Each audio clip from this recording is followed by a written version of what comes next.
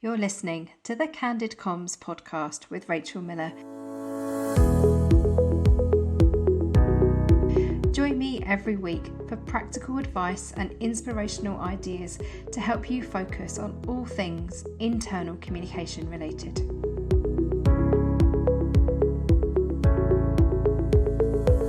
Hello and welcome to the show.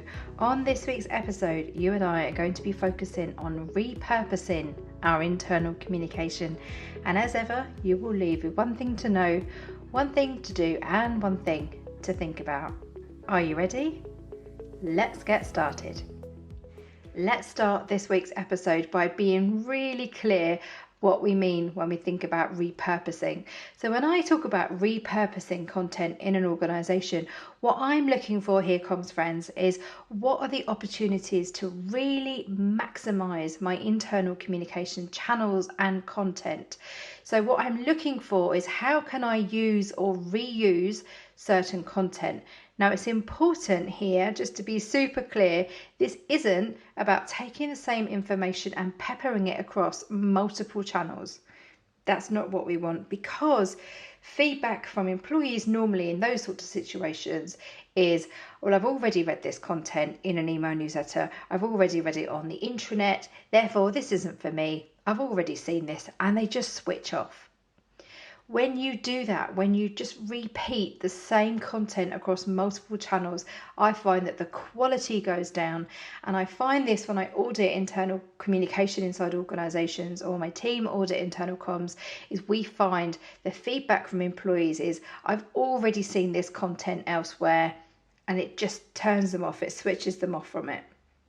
So what I encourage you to know today is who are the different groups when it comes to your internal communication. So who are your audience groups or your employee groups? I'm not a fan of the word audience because it implies a performance, which is not what we want when it comes to internal communication. We want to be having conversations and two-way channels going from monologue to dialogue inside our organizations. Now, the best way I find of really drilling down in terms of the type of content we have and the type of people we have is to get really clear. So something I want you to know today is, if you and I were having a conversation today and I asked you about your audience, your employee groups, what would you say? What do you know about those people? Very often, comms friends, we fall into the trap of needs versus wants. So when you're thinking about internal communication content, very typically inside organisations, we ask our colleagues, what information do you want? And if you ask what information they want, they normally answer on a very channels-based conversation. So they will typically say things like, I want an app, or I want to be able to access this content on this device, or I think I want more posters, for example. And then 6 months or 12 months later, when you're asking them again, they'll probably say, we can't move for apps and posters, because the problem that you're solving is their wants. The question we need to ask is need. So what information do you need to help you do your job? I ask that question when I audit organizations. That's one of the questions that my team and I ask is, what access do you need? What content do you need to help you do your job? Then you can make really informed decisions based on content and based on channels, because if we're simply talking the language of want, we're not drilling down into what our people need. So just thinking that through in terms of your organisation, what do you know about your people and their needs? If you have an intranet, for example, and for whatever reason, you know that your frontline workers cannot access that content, they either don't have an email address, or they don't have company devices, or you don't have a mechanism to extract the information currently from your intranet, what's the impact? What do you think those particular workers need from the content that's on your intranet? So if you were to do that as an exercise, and I encourage you to do that if you're out and about at the moment, having a run, walking the dog, walking around a supermarket, come back to this point in this episode.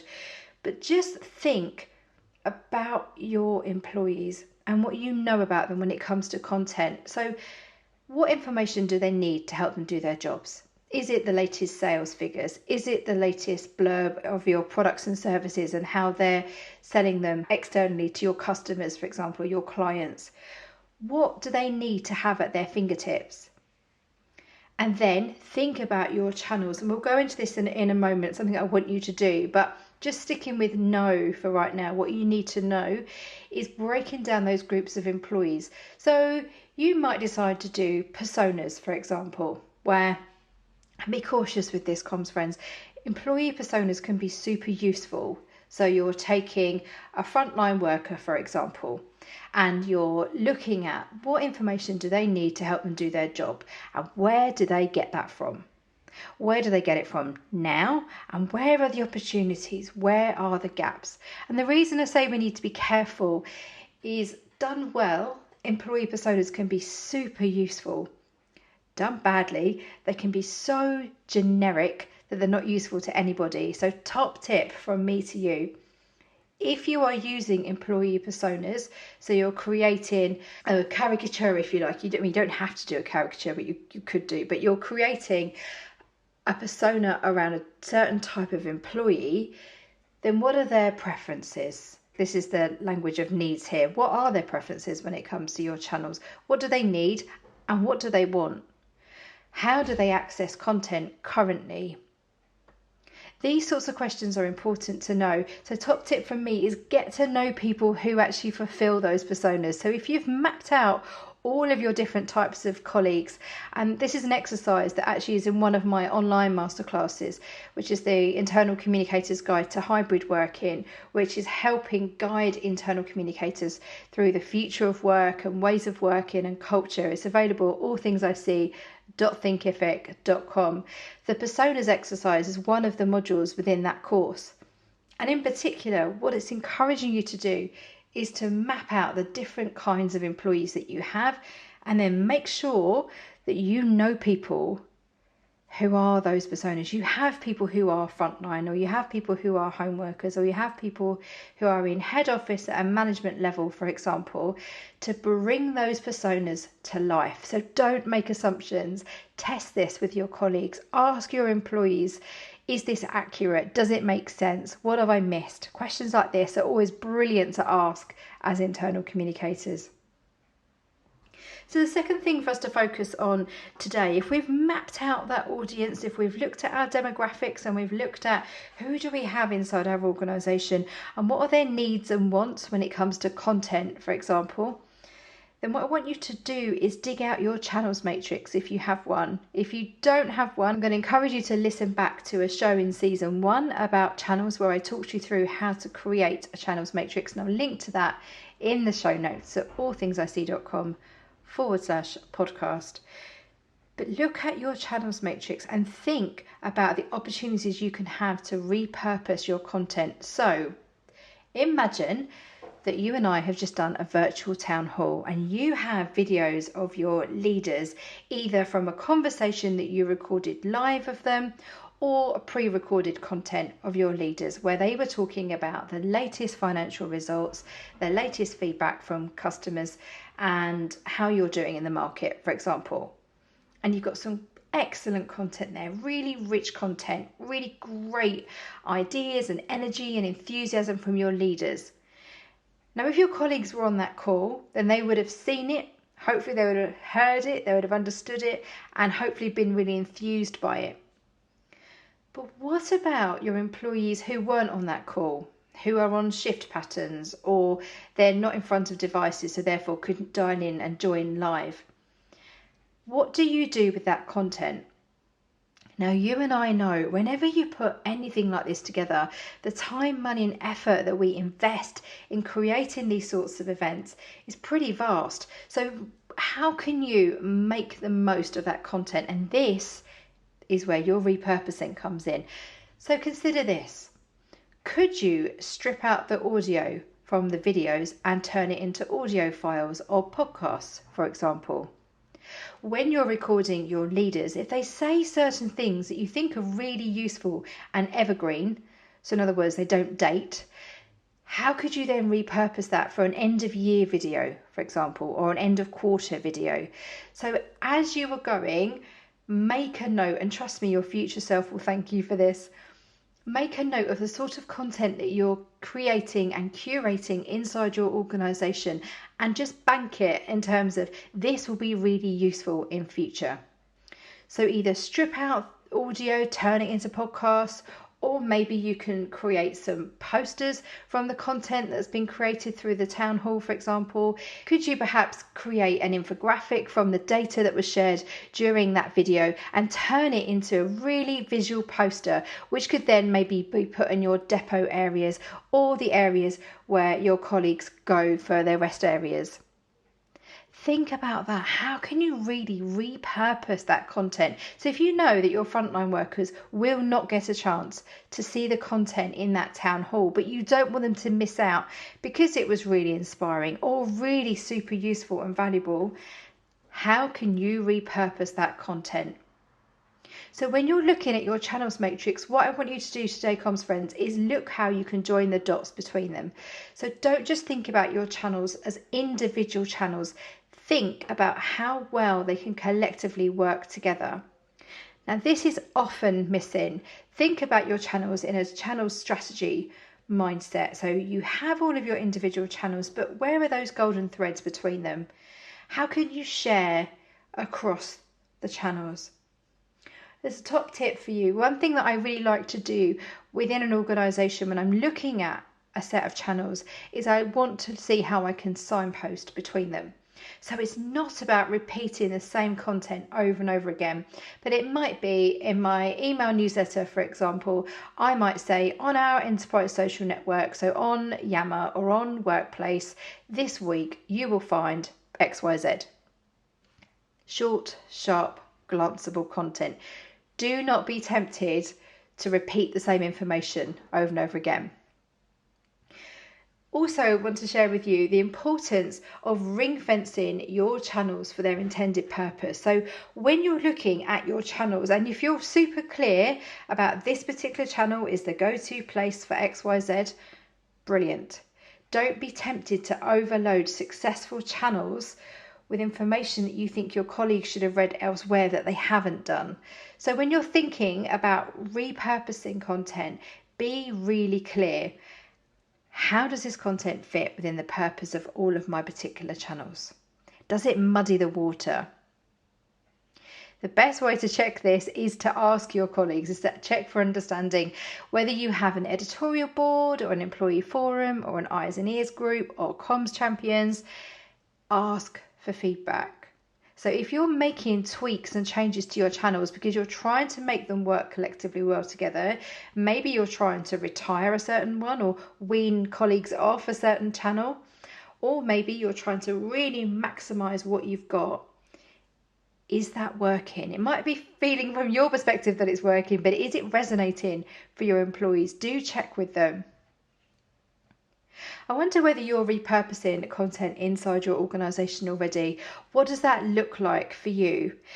Another example for me when you can think about repurposing is think about all the content opportunities that you have inside your organization. And this isn't just from us. So one of the roles of an internal communicator is not only to create content, but to curate it.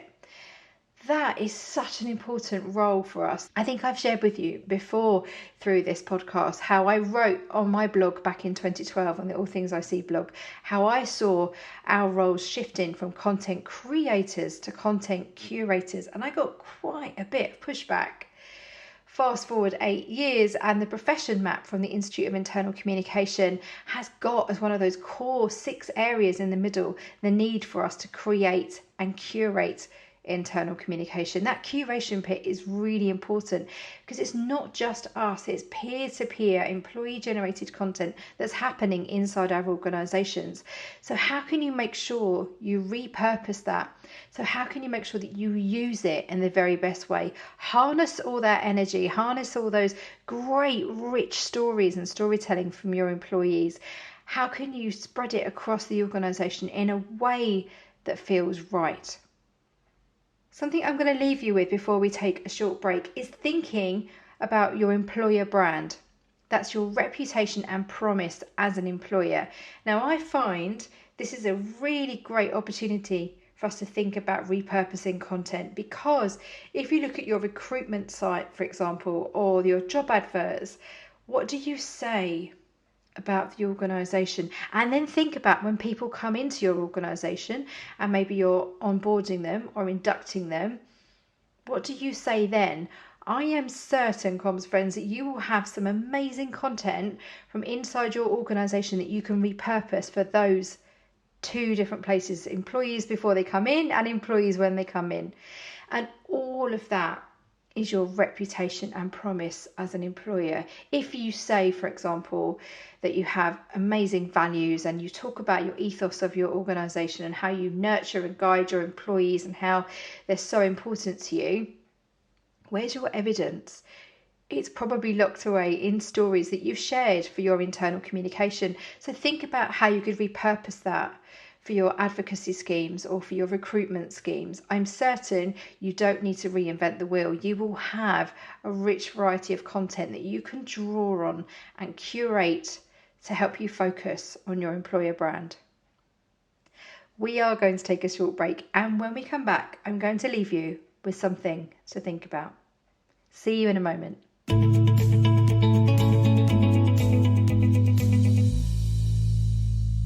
Comms friends, I'd love to invite you to join me at the water cooler every month. This is my email newsletter, which is packed with ideas, with jobs, with news, and the latest goings on in the wonderful world of internal communication. Head over to my website, allthingsic.com/newsletter to add your name and join me at the water cooler every month.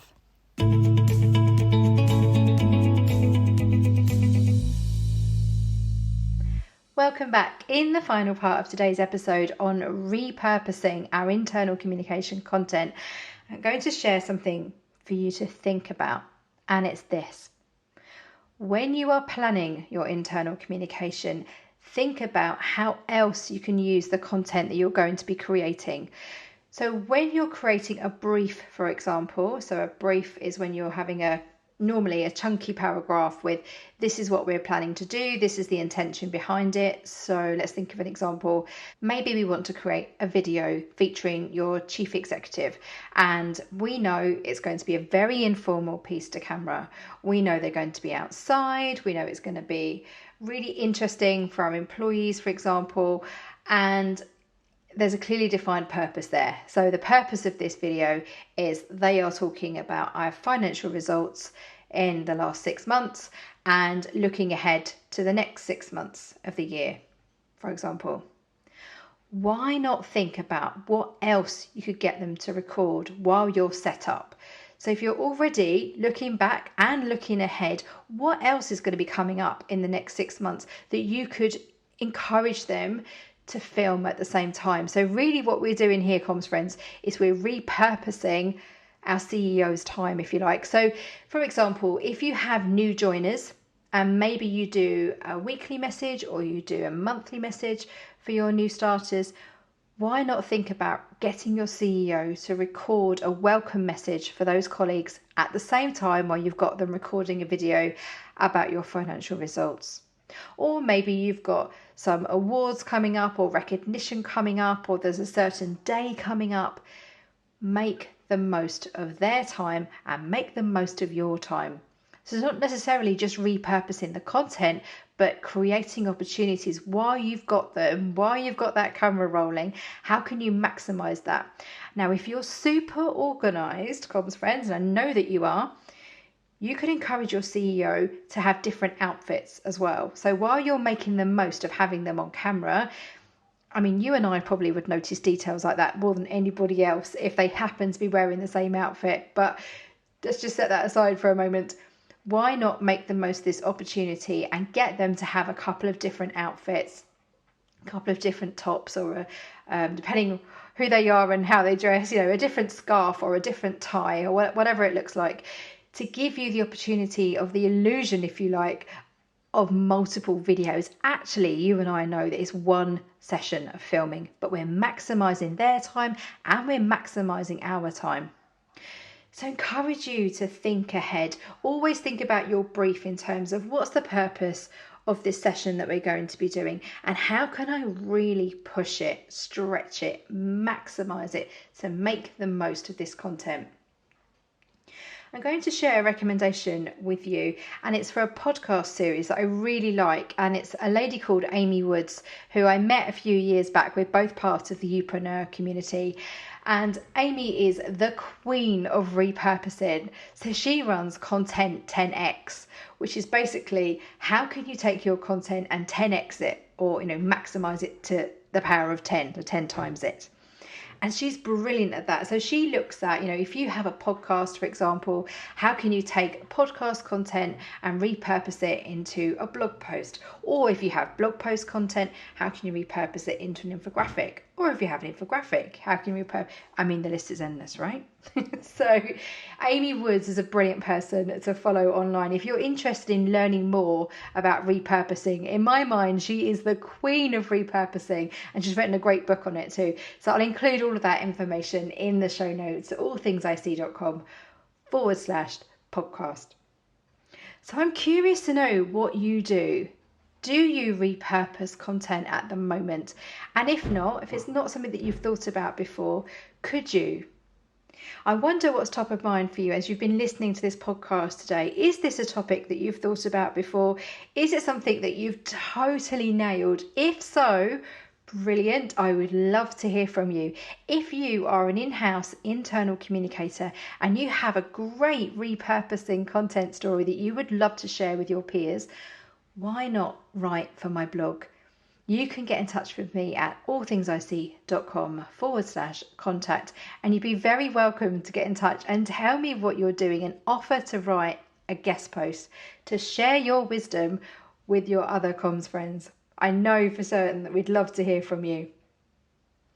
So I hope you found this episode useful to help you think about repurposing. If you're still not quite sure what repurposing is or what it could be for your organisation, take a step back and look objectively at all of the content that you have inside your organisation and think about, did I miss a trick with this particular video? Could I have repurposed it and used the audio? Or if you have an audio file that you've created, could you repurpose that somewhere else? Just take a step back and be super objective. Look at your channels through fresh eyes in terms of how can I make them work collectively well together. And I'm going to repeat what I said right at the start, comms friends. This isn't about sharing the same information over and over and over again, because then the quality goes down. It's about reimagining, reusing, re-inspiring, hopefully, our colleagues by being mindful and intentional about the content that we're using inside our organisation, both from us as internal communicators, from our leaders, and employee generated content. So I hope that was useful. There was a lot in there today. As ever, I would love to hear from you. You can find me online at allthingsic on Twitter. My website is allthingsic.com. Look me up on LinkedIn, Rachel Miller, or send me a message via Instagram, Rachel allthingsic. Thank you for stopping by, and remember, what happens inside is reflected outside. See you again soon.